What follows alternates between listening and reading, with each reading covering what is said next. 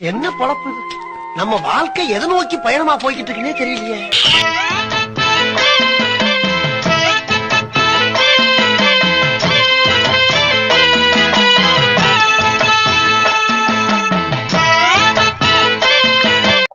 Hello. ஆமா, என்ன ஒரே மஜா தானே? சரியான ஹாப்பி போல. இல்ல மாமா, ஃப்ரெண்டு. யாரு ஃப்ரெண்டு? பாப்போம் பாப்போம். எனக்குன்னே வருவீங்களாடா? ஏண்டா? இல்ல ஒண்ணு. பேசு பேசு. ஏன் மாமா அவனுக்கு ஒரு தேவதை வந்து விட்டாள் உன்னை தேடியே.